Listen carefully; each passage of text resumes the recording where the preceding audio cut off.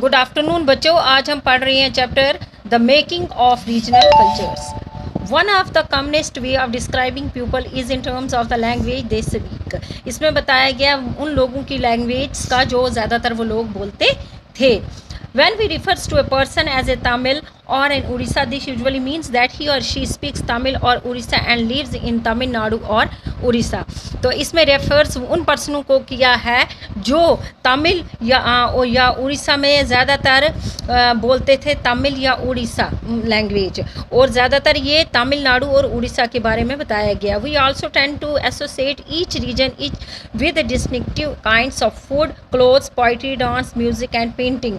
तो इसमें उनका बहुत सारे इस रीजन में बताया है कि उनके खाने की जो वैरायटीज़ थी, उनके कपड़े थे, उनकी पोइट्री थी, डांस था, म्यूज़िक था और पेंटिंग था। इस हिसाब से वो एक दूसरे से बहुत ही डिफरेंट टाइप्स के थे, मतलब हर चीज़ में उनको इसमें डिफरेंसेस थी।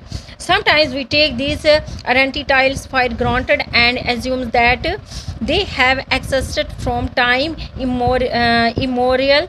However, the frontiers separating regions have evolved over time and in fact और स्टिल चेंजिंग। तो इसी तरह से आहिस्ता आहिस्ता जो भी ये चीज़ें थी इनके हिसाब से इनमें चेंजिंग आती रही। Also what we use understand as regional cultures today और often the product of complex process of intermixing of local traditions with ideas from other parts of the सब continents.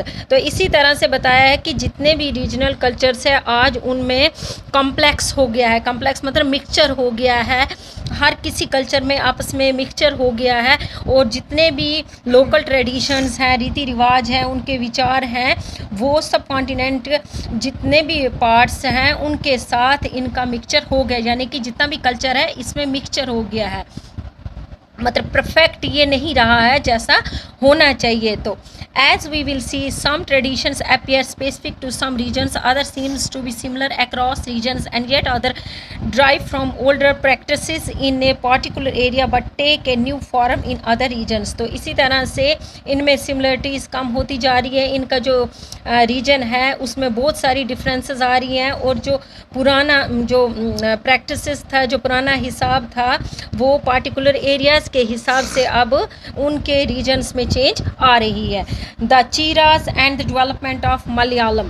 Let us begin by looking in get an example of the connection between language and region। इसमें हम शुरू करते हैं कि एक example के through दिखाएंगे कि इसमें लैंग्वेज और रीजन में क्या फ़र्क है।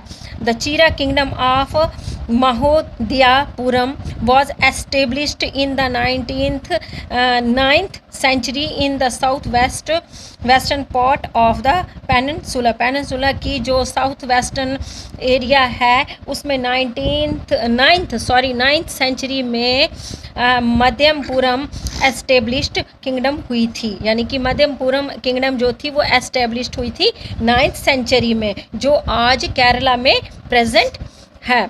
It is likely that Malayalam was spoken in उस टाइम यहाँ पे मलयालम यहाँ पे बोली जाती थी, इस एरिया में मलयालम बोली जाती थी। The rulers introduce the Malayalam language and script in their inscriptions. In fact this is one of the earliest example of the use of a regional language in official records in the subcontinents। तो ये Malayalam language जो थी ये script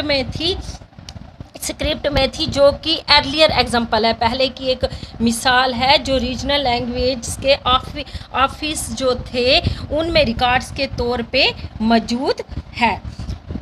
at the same time the Cheras also draw up upon Sanskrit traditions. तो इसमें जो चीराज थे वो ज़्यादातर सांस्कृतिक ट्रेडिशंस पे ही ध्यान देते थे। The temples theatre of Kerala which is trace to this period. तो इस टाइम क्या हुआ कि जो टेम्पल्स थे, थिएटर्स थे केरला के, वो भी इसमें संस्कृत का ही इस्तेमाल करते थे। Borrowed stories from the Sanskrit.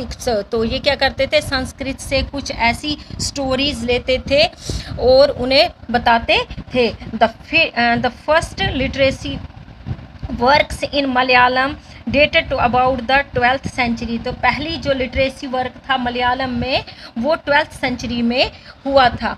or directly in debate to Sanskrit. Integrally enough, a 14th century text, the Lala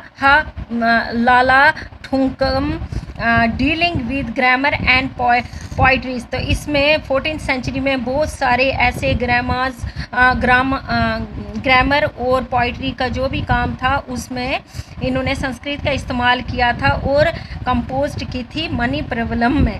literacy demands and corals referring to the two language Sanskrit and the regional language. तो जो literally जो diamonds and corals था उसको refer किया था कौन सी language लेके, संस्कृत और रीजनल लैंग्वेज के थ्रू इसको रेफ़र किया था, इन दो लैंग्वेजों को ही रेफ़र किया था। आज का चैप्टर यहीं पे, थैंक यू।